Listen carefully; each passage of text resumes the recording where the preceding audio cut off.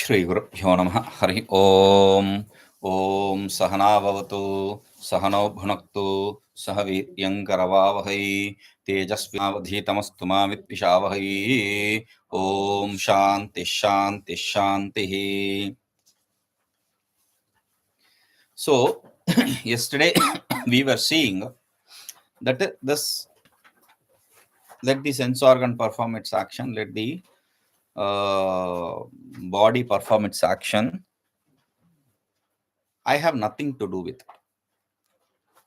Then let the mind also perform its action. Body, sense organ complex, including the mind, let it perform their action. I have nothing to do with it. I am absolute self. There is nothing that it can change in me. Okay.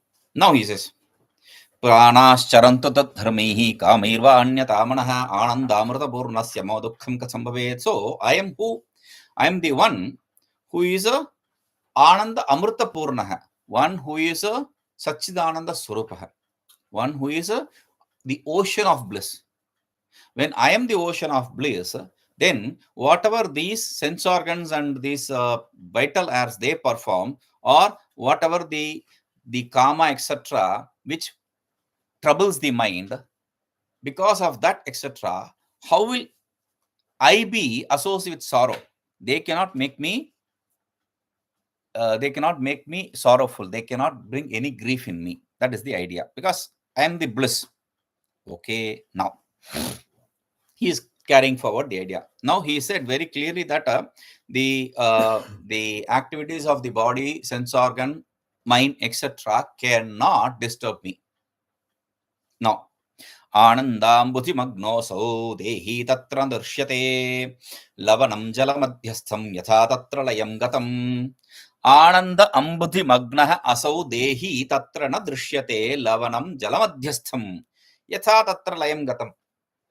This is said with an example. Yathā jalamadhyasthaṃ lavaṇaṃ tatra layaṃ gatam. Jalamadhyastha lavaṇaṃ. Lavaṇaṃ means salt. Okay.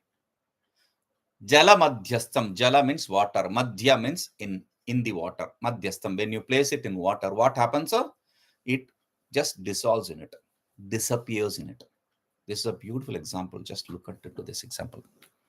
This is a common thing. This example does not need any explanation, but this is a beautiful example actually. What is salt basically? Salt is ocean. Salt is ocean. Ocean in a different form is called as salt. When you dry it up, that is salt. Now, this salt piece, this salt lump, calls itself as jiva. It calls itself its embodiment. Whereas there is no embodiment really. It is salt, it is water. Basically, it is a water in a different form. That's all. Ocean in a different form. That's all. But it calls itself a jiva. It calls itself bound. Okay. Now, if you place the salt in a warm place, warm climate, hot climate maybe. So, over the period, it solidifies even more. It may become even a crystal. Similarly, when this jiva is put in the world with worldly experiences, its identification with the body sense organ complex becomes more stronger, solidifies. Okay. Now, if the salt is kept in a place where there is a lot of moisture, so there is the stickiness first, then even more, then it starts melting little. Over a period, it melts. Over the period, it melts. It loses the form of being a lump. Similarly, when we put this jiva into the spiritual practices, what happens? Over the period, this jiva also melts, meaning the identification with the body sense organ complex drops. The identification with the body sense organ complex drops because of the spiritual practice. But that is not all. Because there is ocean and this is a molten salt or melted salt, liquid state salt. There is a difference. This is the situation of the devotees. Though their identification with the body sense organ complex is gone completely, but still they have not gained the identity with the self. They remain outside. So now, if you place the salt in the ocean, what happens? Salt disappears. Is it intelligent enough to say the phosphorus of the salt goes to the phosphorus, the sodium of the salt goes to the sodium? Is it intelligent to say something like that? That's such a stupid thing. Similarly, when the realized fellow, he drops dead, then what happens? The whatever element produced whichever elementals, those elementals will disappear, will merge in their elements. To say something like that is such a stupid thing. Where is the element and elementals for him? We have already dismissed that. Sarvam chidu eva. Just put it in your head. Sarvam chidu eva. Everything here is consciousness alone. There is nothing other than consciousness. Okay? Now, come to this. Lavaṇaṃ tatra layaṃ gatam. The salt disappears in the ocean. In that ocean. Similarly, in that water. Similarly, ānandāmbudhimagno'sau. Ananda ambu. Ananda, bliss. Ambu means water. Dhi means nidhi, repository, ocean.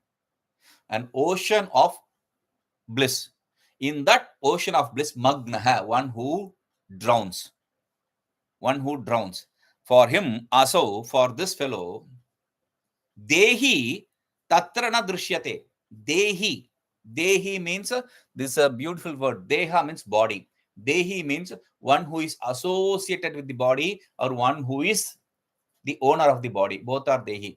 The jiva is called as dehī and the self is also called as dehī.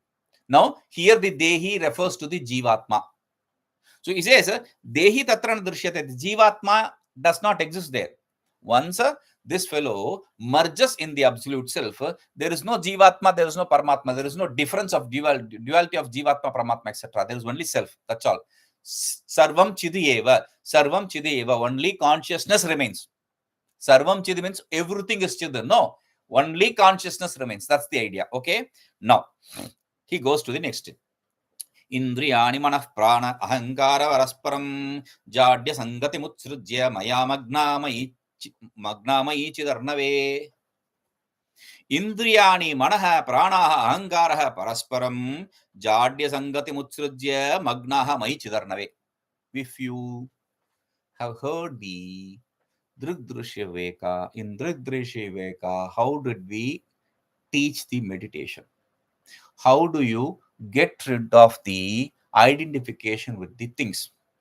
You see, that is dṛśya and this is drik. This is the seer. That is seen and this is the seer. So what do? You split out the seer. You separate the seer from the seen. You take out the seer and hold on to the seer. That's what you did in dṛśya veka. You didn't hold on to the seen. Dṛśya. You separated the seer from the seen and took the seer from it. That is the meditation there. Now listen to this. Indriyāṇi manaḥ prāṇah. Indriyāṇi prāṇah manaḥ ahaṅkārah. I'll change it like that, the order. Indriyāṇi, the sense organs. Prāṇa also associated with that, the body. Then manaḥ ahaṅkārah, they are associated with antakarana. With that, we also include the external world. All this parasparam jādya sangatim utsrujya. In all of them, in all of this, jādya sangatim, sangati, association. Jādya means jada bhava, jada subhava, yat pratyaya. That which has the nature of being inert. So, in all this means the body, the sense organs, the prana, the mind, the ego. From all these, by removing utsrajya, by giving up the jada, nature, by giving up the inert nature in all this. If you give up the inert nature in all this, what is that? Sarvam chideva. Everything is consciousness. So you separated this consciousness and held on to the consciousness, or separated the seer and held on to the seer. Here you separate the seen and stay as the seer. You dismiss the seer. Utsrujya, you give up the seer. By giving up the seer, chidarnave mai magnaha. They are all this means body, sense organ, everything. They are immersed in drowned in the chid arnave, in the ocean of consciousness. They all are merged in the ocean of consciousness. Okay, so there is no question of this going and merging there, that going and merging here, etc. They all merge in the self. The only problem for that the obstacle for that to merge in the self is the inertness. So you give up that inertness. Inertness belongs to the world. You give up that inertness, then it is of the nature of self. Because the self, chit jada granthi, we call it. The identity between the inert and consciousness is the problem. So you separate the inertness, what remains is the consciousness.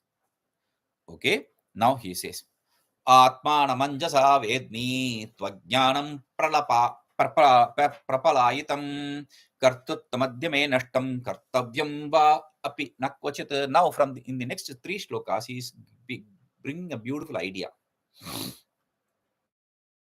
Say, Atmanam anjasa vedmi tu ajnanam prapalayitam kartutamadhyame nashtam kartavyam va api nakvachit. Atmanam anjasa vedmi. Atmanam, the self. Anjasa, close. The kajal which you wear, it is called as anjana. It is very close. So therefore it is called as anjana. Now anjasa means close. Close means, what does closeness means? What is that? When you go closer, you want to know it clearer. So when you say close, you mean clear. So I know the self very clearly. Okay, anjasa vedmi vidajnani. I know. What? So what? Ajnanam tu prapalayitam. Because of knowing the self, knowing myself, what happened to the ignorance? Prakrishtena palayitam. It ran away. It ran away. Okay, so adyame kartrutvam nashtam. Today, the doership in me is lost. The doership is lost. So he says, kartavyam vapi kvachituna, and even the duty, kartavyam, the duty also is not there. See, there is doership. When there is no duty, there is no doership. If there is nothing that needs to be done by you, kartavyam, you should. If there is nothing that should, then there is no doership. Doership arises only when there is something to be done. When there is nothing to be done, there is no doership. One side. The other side, when there is no ignorance, there is no possibility of doership. So, because there is no ignorance, there is nothing to be done, or there is no doership. That also is true. Because of the ignorance lost, there is no doership. Because of the act, whatever that needs to be done, that is lost, there is no doership. Whichever way, there is no doership in me. Okay, very good. Congratulations. So he is going to he is establishing the same idea in a different way. He says, Chidamrta sukharasho chittafayanam vilinam kshayamadhigata evam chit vritti chanchat pratarangah stimita sukha samudro nirvijeshtassu pūrṇah kathamiha mama duḥkhaṃ sarvadaiko'hamasmi. Chid amrta sukharasho chittafenam vilinam kṣayam adhigata evam vritti chanchat tarangah stimita sukha samudrah nirvicheshtah supurnah kathamiha mama duḥkhaṃ sarvadaiko'hamasmi. Okay. Says, chid amrta sukha rasho. Chid amrta sukha Rāṣau means group. Ocean, let us say. Rashi means group. In the group. Rāṣau means in the group. In the group means ocean. Okay. Ocean of water. Chit, knowledge. Amrita, let us keep it like that. Sukha, happiness. Ānanda. Amrita means nectar, elixir. Amrita means, therefore, what is the result of taking nectar? Being eternal. So, existence. Existence, knowledge, bliss is what is said as Chid Amrita Sukha. In the Satchidananda, that is Brahman, the inner nature of Brahman. In the ocean of Satchidananda, what happened? Chittafenam vilinam. The bubbles of the foam of chitta, mind, merged. The mind which is akin to the forms, they have merged in the Satchidananda. What about the waves? Yeah, the chitta vritti, he is bringing that. Evam vritti chanchat taranga. Similarly, the vritti chanchat taranga, the vritti which is turbulent wave. Chanchat taranga, non-stable, turbulent wave. The vritti which is like a turbulent wave, that also has merged in the Satchidananda Swarupa, Samudra. Okay. Now, Shayamadhikataha, it has lost. It has become annihilated. Now, Stimita Sukha Samudraha. Now, in this ocean, which is a momentless, there is no change. It is still. Stimita means still. Sukha means ocean. In this still ocean of bliss, Nirvicheshta, without any activity, Supurnaha, one who is absolute, filled, full, one who is fulfilled. Meaning, Nirvicheshtaha Supurnaha, they are a couple words. How?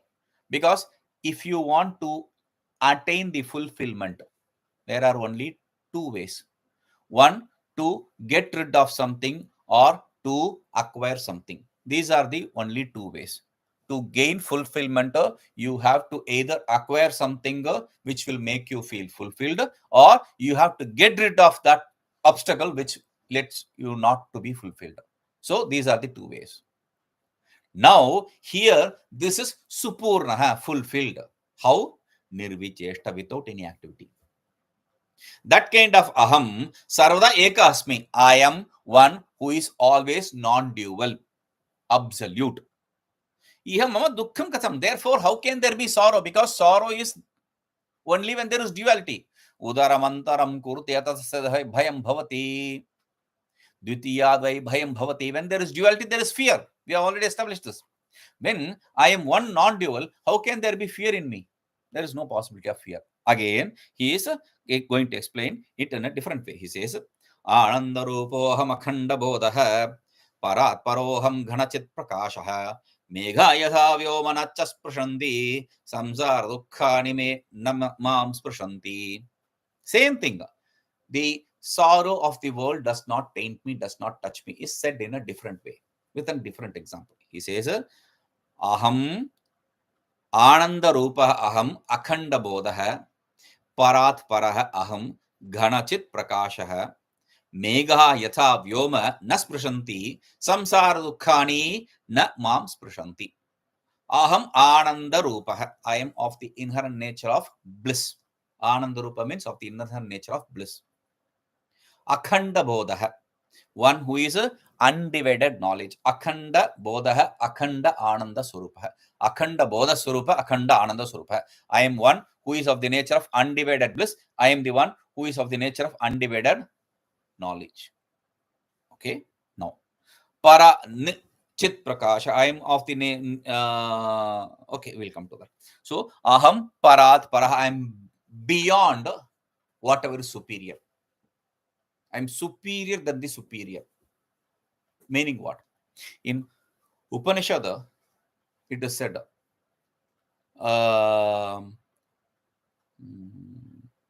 tasmin drishte paravare, tasmin drishte bhidyate hriday granthi chidyante chasya samshaya kshiyante chasya karmāṇi tasmin drishte paravare. tasmin drishte paravare. When he sees that paravara, then his doubts of the mind, they are all cut asunder, etc. Okay. Tasmin drishte paravare. At the moment he sees that paravara. Paravara is the name for Brahman. When you say Brahman, you are used to the word Brahman. What does Brahman mean? Brihatvad, Brihnattvad, Brahman. That which is absolute, that which is undivided, that which is omnipresent is called as Brahman. Brihatvad, Brihnattvad. That which is all-pervading, that is called as Brahman. Every word has a meaning. Now, parātpara, paravara. Paravara is also a name for Brahman. Why is it named paravara? Paropi yasya avaraha. Even that which is superior in the world, the superiorest, that superiorest is also avaraha, below this. So that is why he says parātparaha. This is superior than the superior. This is greater than the greater. So I am greater than the greater. Ghana chit prakashaka. Chit prakasha ghana. Ghana means solid. Solid here means swarupa, of the nature. I am of the nature of a knowledge effulgence. Effulgence of consciousness. Now, very good. So he says, yathā meghaha vyoma nasprishanti. Like the clouds don't taint the ether, the space in any which way. The clouds may go and come, but they don't taint it. They don't touch it. They don't affect the space. Similarly, Mam samsara duḥkhaṃ nasprishanti. Me, who is the absolute bliss, the knowledge, the chit prakasha, the effulgence of knowledge. Me, the samsara duḥkhaṃ, the sorrows of samsara, of birth and death, do not taint. They don't taint me. They don't even touch me. They don't taint me. Okay, very good. So why does it not taint you? For tainting me, there should be some association with me for them. There is no association possible. Oh, but you are associated with the bodies. Oh, let us discuss about that. What kind of body are you talking about? Gross, subtle, causal. We will take each one of them. So the next 3 shlokas, he is taking each one of them. Gross, he says, asti mamsa purishantra charmaloma samanvitaha annādasthūla deha syāt atoham shuddha chidghanaha sthūla deha ashrita ete stūladbhinnasya menahi. Asti mamsa purisha antra charma loma samanvitaha annādaha sthūla deha syād ataha shuddha aham shuddha chidghanaha sthula deha ashrita ete sthula bhinnasya me nahi. Asti means bone. Mamsa, flesh. Purisha, feces. Antra, the intestine. Charma, the skin. Loma means roma. Roma means hair. Ralayor abhedat. So Roma or Loma, they are same. Hair. So all these, what happened to them? Samanvita, endowed with all this. What is this? This whole group with bone, marrow, the flesh, skin, etc. This is what we call as physical body, gross body. So he says, annādaha sthula deha. Annādaha sthula deha. That which eats the food, that is called as sthula deha. Annādaha. Annam attiti annādaha. That which adatiti annādaha. That which eats food. But this is a beautiful, the anna, the word anna itself is a beautiful word. In Taittiriya Upanishad, it is said, what is anna? What is anna? Anna means food. What is food? Attite cha bhutani tasmadannam cha taduchyate iti attite cha iti bhutani. Attite cha bhutani. You, not only you eat the food also eats you. That is why it is called as food. You eat it, it in turn eats you. So, like when we eat the food, we grow. That means the food is consuming us. 1. 2, when we are dead, when we are buried, the food eats us. Any which way. So it eats us, we eat it. Therefore, it is called as food. Now, this is called as sthula deha, gross body. See, ataha aham shuddha chidgana, and I am the pure consciousness. Sthula deha ashrita ete sthula deha ashritaha, whatever these body, this bone, etc., these are all dependent upon the gross body.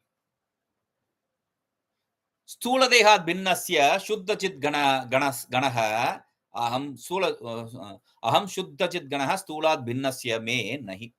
I, who is different from the body, sense organ, different from all these, who is the pure consciousness, in me who is pure consciousness, in me who is different from them, these don't exist.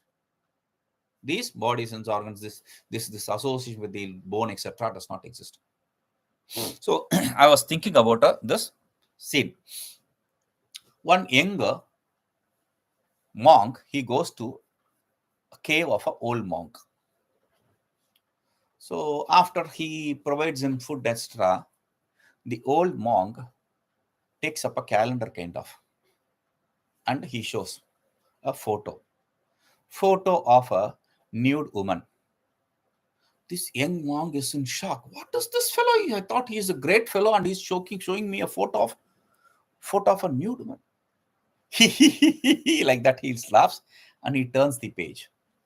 The next page, it is of the bone marrow, the same place where the woman was. It was the bone, the nerves, and things like that. Now, look at that. Each one of them, the bone, the marrow, the blood, the nerve, anything externally, if you see individually, we are not talking about the collective. Individually, each one, if you see, you feel. Now, it is not that. The Shastra also says, if you touch it, sachelam snanam acharet, you have to take bath with the cloth you are wearing. If you touch each one of them individually. Now, how many times we should take bath? No, he says, lingam jadatmakam. Okay, now that is gross body. That is gross body. Now here, what about the subtle body? He says, lingam jadatmakam naham chitsvarupohamadvayah kṣutpipāsāṇḍyavādhirya kāmakrodhādayokshilaha linga dehāshitā hyete naiva lingasya me vibhoh. Lingam jadatmakam na aham chit swarupah aham advayah kshud pipasa andhya badhirya kama krodhadayah akhilaha linga dehāshritaha hiyete naiva alingasya me vibhoh. Jadatmakam lingam, the linga, the subtle body. Linga sharira is subtle body, sukshma sharira. The linga sharira, the subtle body, is a jadatmaka, inert of the nature. It is inert nature. The inert natured linga sharira, na aham, is not me. I am not inert. Aham chitsvarupaha, I am of the nature of consciousness. Advayaha chitsvarupaha, non-dual consciousness, that too. Undivided, unsplit consciousness. Therefore, kshud, pipasa, andhya, badhirya, kama, krodha, adeha, akhilaha, lingashirtaha, ete. And etehi, all these, what is that? Kshut, hunger, pipasa, thirst, andhya, blindness, badhirya, deafness, kama, desire, krodha, anger, etc. The other emotions and other things. All these are linga ashirtaha. They are based on, dependent on the subtle body. They exist in the subtle body. Definitely. Alingasi voho me naiva. Me, who is a alinga, without any association with subtle body. But there can be some connection, right? No, because vibhoho, vibhu means vyapaka, all pervading. one that which is all pervading cannot have any association with anything. If you say, then it has an association with everything. For being associated, there should be parts. One which is partless, all pervading, cannot be associated with anything. So, me vibhoho naivahi. This subtle body does not exist. So, whatever etehi means whatever is the nature of such a subtle body, inertness, and also the hunger, thirst, etc. All these don't exist in me. Okay. So, whatever is the gross body and its problem, they don't exist in me. Whatever is subtle body and its problem don't exist in me. Then what about the causal body? So, he says, ānandāmṛtapūrṇasya kāranam dehā ucyate nāham kārana dehopi svaprakāśo niranjanah jadatva priyatmodatva dharmāha kārana dehagāha na santi mama nityasya nirvikara swarupinah anadi ajñānam eva atra kāranam deha ucyate na aham kārana deho api स्वप्रकाशो निरंजनः जडत्व प्रियमोदत्व धर्माः कारणदेहागाः न सन्ति मम नित्यस्य निर्विकार स्वरूपिणः. अत्र here anadi ajñānamev karanam deha.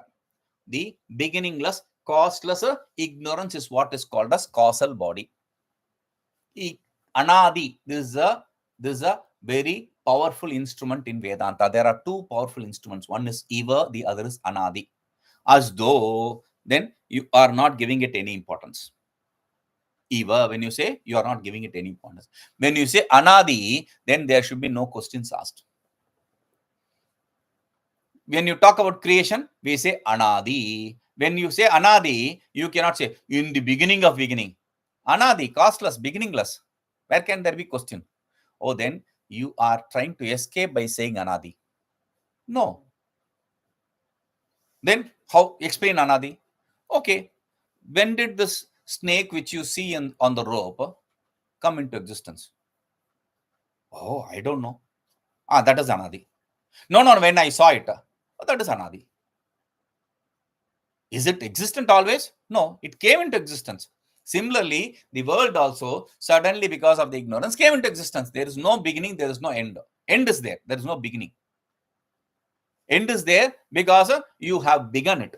Otherwise, if there is no beginning, then there is no end. If you say there is a beginning, somewhere it started, I don't know when it is, then there should definitely be an end. So he says, karanam deha uchyate, that is what is called as karana deha. Karana deha api aham na. Aham swaprakāśa niranjanah karana deha api na. I am one who is self-effulgent and defectless, associationless. Association is defect. Anjana means, I said, closeness, association. So niranjana means associationless, means defectless. I am defectless, I am self-effulgent. Therefore, karana dehopina, I am not even the causal body. Why? Because karana dehagaha jadatva priya moda dharmaha. In the causal body, the characteristics of nature of causal body is like the gross body, the bone, etc. The subtle body, the desire, etc. Desire, hunger, etc. Now, what is the nature of causal body? He said, causal body, the nature of causal body is jadatva, being inert. Priya modatvadi. Priya, when you see something from far away, the joy you get is priya. When you gain it, the joy you gain is moda. When you experience it, the joy you gain is pramoda. None of them exist in me. Why? Because nirvikara swarupinah nityasya mama sa nasti. One who is nirvikara nitya. Nitya nirvikara. No, we'll understand as nirvikara nitya. Because what is nirvikara? Jada, when you say inert, it is something which undergoes transformation. An inert object without transformation is impossible. So when you say jada, you inherently accept that there is transformation. Okay. Now, priyamodadi. Priya, Moda, etc. When you say Priya, Moda, etc., what is Priya? Priya turns into Moda, means that is limited. That is not permanent. That comes and goes. Therefore, I am eternal. The Priya, Moda, etc. comes and goes, but I am eternal. The Karana Sharira is inert, but I am changeless. So Prakasha, we already said. Therefore, they don't exist in me. These Jadatva or these Priya, Moda, etc. don't exist in me. That is the idea. So, we have established that the individual self is nothing but the absolute self. Text should be over, but it starts again. Because there is some other possibility of duality which the disciple will raise. We'll answer that. We'll see. The Guru sees him. There is a possibility of that doubt. So he is going to answer him. Okay. Om pūrṇamadah pūrṇamidam pūrṇāt pūrṇamudhyate pūrṇasya pūrṇamadāya pūrṇameva vashishyate. Om shanti shanti shanti.